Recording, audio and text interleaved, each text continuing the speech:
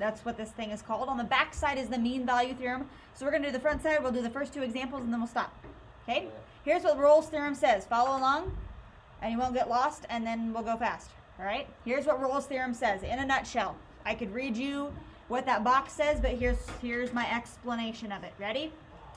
Okay, you have a point A and you have a point B right here. A is the left endpoint, B is the right endpoint. Okay? Right here and right here.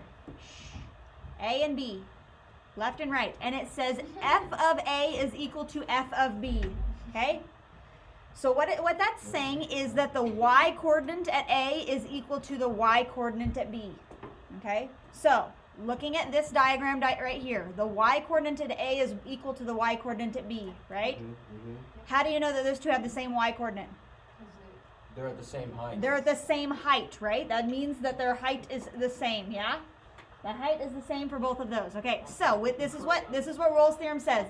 If this is true and I have an A and a B where they are at the same height, what will happen is there has to be some function between those 2 points, and I can draw my curve to look exactly the way that it is here. I can maybe draw my curve upside down. I could draw like a short curve, whatever, but at some point between those 2 points, because they are at the same height, I am going to have either a high point or I'm going to have a low point. Does that make sense? When I'm connecting those 2 points, I have to, maybe somewhere I have even looking like this, I don't know, but I'm going to eventually, somehow, some way, have either a high point or a low point, okay? This is what the Rolle's theorem says. At some point between A and B, you will have the derivative equal to 0. At some point between A and B, you will have the derivative equals 0. What occurs or what happens where the derivative equals 0? When the derivative equals 0, you have a max or a min. So what that's saying is that there will, if A and B are at the same level, your function that connects them will have a high point or a low point somewhere in between A and B. Does that make sense? That's what the Rolle's theorem says. At some point there has to be. Okay? That's what Rolle's theorem says. And min or min? Or min. Max or min. I'll put or. Okay? Because, I mean, this one, the one that's originally on there, has a maximum. I drew an example right here of where it's a minimum, right? Okay, we don't know which one is which, but we do know that there has to be either a high point or a low point.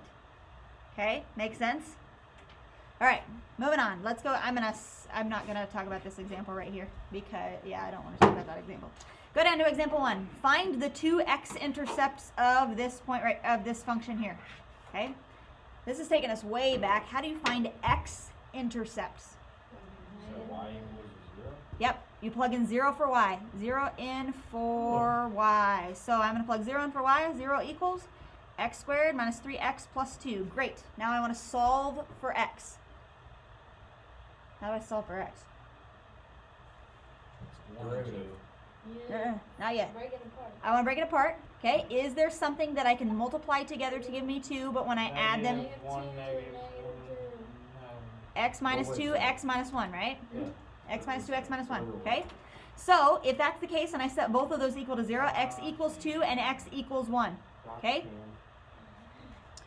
So, what we've just found was the x-intercepts, and they're at 1 and they're at 2, right? Okay, look at the diagram. We'll verify that. Here is my point at 1, here is my point at 2.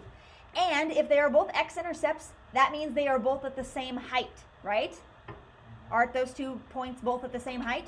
Okay, so Rolle's theorem says, now that's the next point, Rolle's theorem says that if those 2 are both at the same height, there has to be either a maximum or a minimum in between those 2 points, okay? And to find the maximums and the minimums, it says show that f prime of x equals 0. That means show that the derivative is equal to 0. Basically, it's saying show that there is a maximum or a minimum at some point between there, okay? So, what do we do now?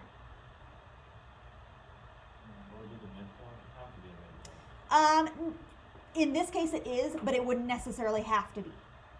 Yeah, it wouldn't necessarily have to be exactly between 1 and 2. In this case it is, because you can see that from the diagram, but it wouldn't necessarily have to be. Though, it has to be. If it's quadratic, it has to be, yes, yes. And if it's But if it's even, it has to be.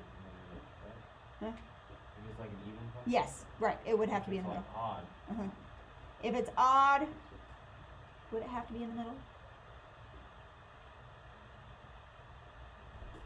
Okay, well, here's my, so here's my example of even, okay? Don't listen to this if you're confused. Don't listen to this if you're confused. These two guys right here are at the same level point. There are 3 places where my derivative is equal to 0. There's here, here, and here.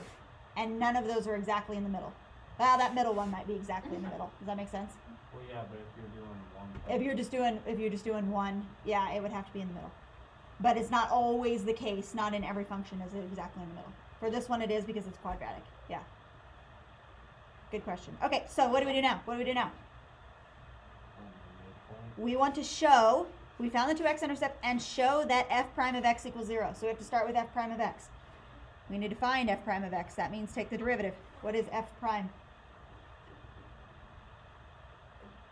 2x minus 3. 2x minus 3, and we set that guy equal to 0. This is like what we were doing yesterday. This is exactly what we were doing yesterday. Take the derivative, set it equal to 0, right? Okay, and then what? Add the 3. 2x equals 3. Divide by 2, divide by 2. X equals 3 halves.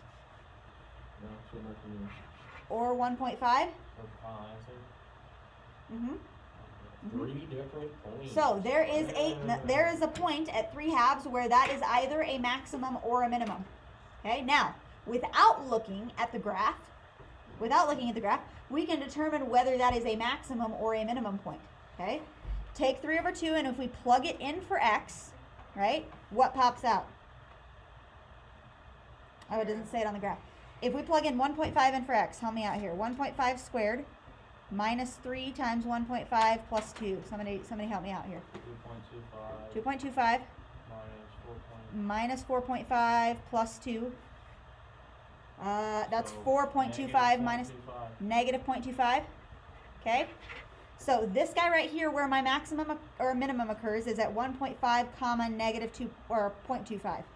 Right? Or if it's at 0. Now just wait a second. It won't be at 0. Okay, why not? It would not be able to be at 0 unless there was more than 1 point in between them. Does that make sense? There would have to be like 3 points in order for that one to be at 0. Does that make sense? Hold on. Let's finish this and I'll get back to your question. So this guy is at 1.5 comma negative 0.25, yeah? These 2 coordinate points were my left and right basically end point, and this guy was at 2 comma 0 and 1 comma 0. So these guys had the coordinates of 0, right? Because those are intercepts. And this guy's at negative 0.25. So is this a maximum or a minimum?